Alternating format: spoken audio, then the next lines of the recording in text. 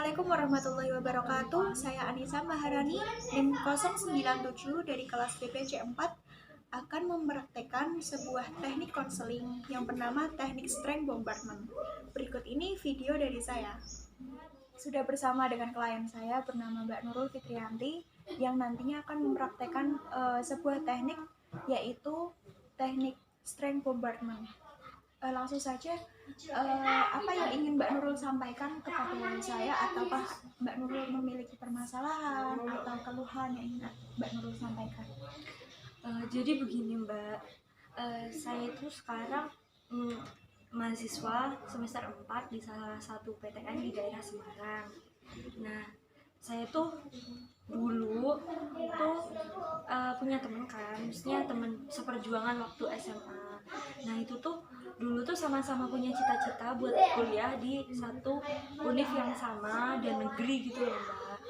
Nah kita tuh sering dulu belajar bareng, apa-apa bareng begitu. Sampai di satu titik di tes, salah satu tes itu tuh saya yang keterima di salah satu PTN begitu. Tapi teman-teman saya itu melanjutkannya di PTS kebanyakan gitu. Dan di satu lingkungan itu yang PTN hanya saya Mbak. Nah setelah itu saya kan diajak kumpul-kumpul bareng begitu. Nah setelah diajak kumpul-kumpul bareng begitu tuh saya kayak merasa ada jarak begitu, entah itu dalam pembahasannya atau bagaimana gitu loh. Mesti mereka bilang kayak gini, PTN sama PTS itu tuh sama begitu, jadi tuh sama aja, kuliah di mana aja begitu. Terus setelah itu mereka juga bilang kalau sistem pendidikannya itu beda antara PTS sama PTN. Terus mereka sharing yang bermasalah PTS gitu loh, dan saya itu kayak ngerasa diem aja gitu. Bukan hanya itu saja Mbak, saya juga pernah bahkan sampai dibully begitulah istilahnya, kasarnya begitu, kayak dibully, apa sih kuliah di PTN sama aja kali gitu. Terus padahal kan dulu berjuangnya bareng ya. Bukan hanya itu Mbak, saya juga kadang tuh ngerasa kayak kalau kumpul-kumpul itu saya dikacangin sendiri, atau mungkin sekali dua kali saya nggak diajak kumpul Mbak. Kayaknya ya itu tuh ada buat grup baru yang tanpa saya gitu loh. Kadang kan saya mikir kalau misalnya kumpul-kumpul hanya begitu saja kan membuang waktu. Jadi saya kadang buat tugas juga gitu di kumpul-kumpul itu. Kan kalau misalnya sharing-sharing hanya sekedar itu saja kan menurut saya juga kurang begitu terisi manfaatnya begitu. Ya saya sekali-sekali lah buat tugas bareng, malah dikata-katain gitu loh. Itu yang buat saya kecewa gitu, kok merasa kayak lah kok begini ya gitu. Terus kadang saya juga putus asa Mbak, ngapain sih belajar, kalau tetap saya belajar pun dikira saya tetap begini gitu loh. Hanya karena itu saya sampai putus asa, saya sampai nggak pengen melanjutin lagi gitu loh Mbak. Kayak ya udahlah ngapain, saya juga nggak diterima kan di teman-teman gitu.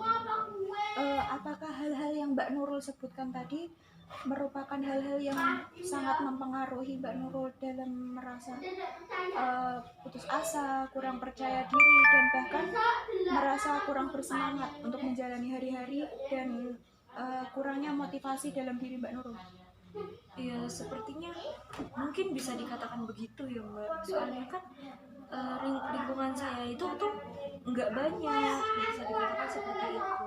Saya juga tidak pandai buat bergaul ke sana ke sini. Tapi rasanya tuh sakit banget, orang terdekat kita gitu yang dulu sama-sama berjuang bareng kok ternyata setelah impian mereka yang kandas malah saya yang jadi kayak korbannya gitu, dimusuhin dan lain sebagainya gitu. Sebelumnya pasti kan Mbak Nurul pernah memiliki pencapaian-pencapaian yang bagi Mbak Nurul itu pencapaian tersebut itu termasuk pencapaian yang luar biasa, pencapaian yang spektakuler dalam hidup Mbak Nurul. Apakah Mbak Nurul merasa pernah memiliki pencapaian tersebut?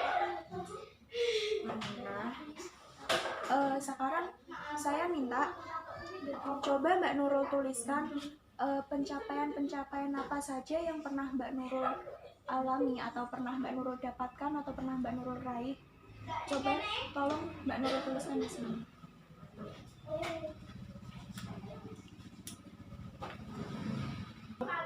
Nah, sudah Mbak. Nah, kalau sudah, saya minta tolong untuk Mbak Nurul bacakan. Tapi sebelum Mbak Nurul membacakan, Mbak Nurul pahami dan resapi dulu dalam diri Mbak Nurul. Apakah hal-hal tersebut dapat Mbak Nurul raih kembali keesokan harinya? Apakah bisa dikembangkan lagi keesokan harinya? Seperti itu. Coba Mbak Nurul baca, akan tetapi diresapi dahulu. Ya. Saya baca ya. Saya Nurul Fitriyanti dari Kendal, anak keempat dari 4 bersaudara. Saya punya teman dari SMA, teman seperjuangan yang sama-sama mengikuti seleksi bersama-sama di PTN. Terus hingga pengumumannya PTN itu tersampaikan dan hanya saya yang lulus. Terus setelah itu saya yang malah dikucilkan dan merasa tidak dihargai serta dijauhi oleh teman-teman saya. Meskipun saya anak yang berprestasi, namun teman-teman saya malah tidak menghiraukan saya. Saya merasa putus asa, kurang yakin, saya menutup diri dan kurang percaya diri akibat dari hal tersebut. Sebelumnya, saya juga pernah menjuarai beberapa lomba.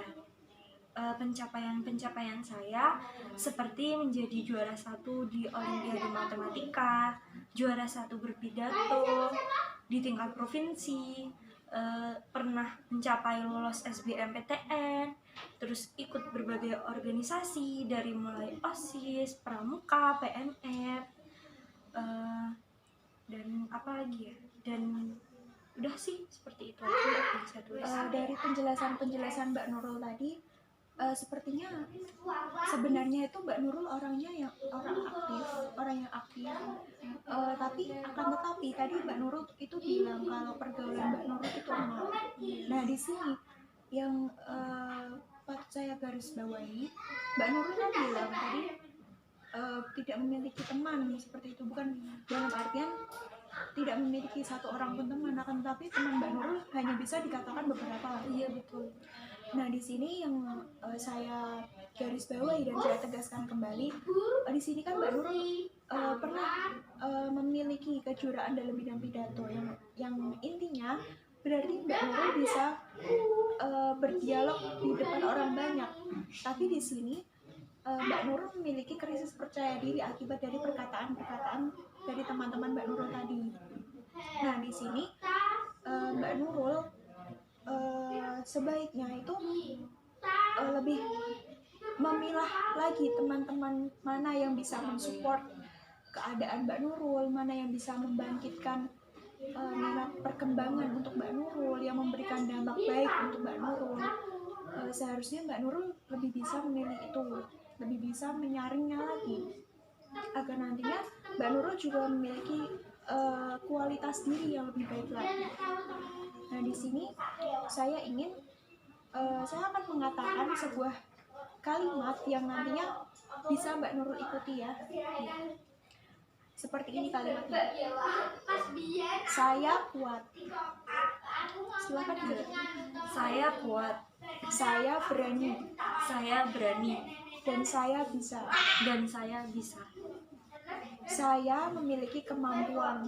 Saya memiliki kemampuan. Saya tidak takut dengan apapun. Saya tidak takut dengan apapun. Untuk diri saya sendiri. Untuk diri saya sendiri. Terima kasih sudah berjuang. Terima kasih sudah berjuang sejauh ini. Sejauh ini. Terima kasih. Terima kasih atas pencapaian yang telah dimiliki. Saya bangga dengan diri saya sendiri.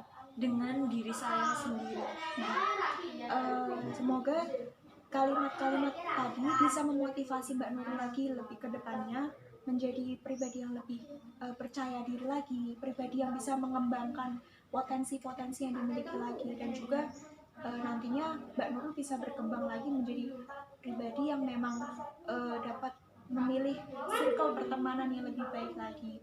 Dan semoga setelah ini Mbak Nurul bisa memiliki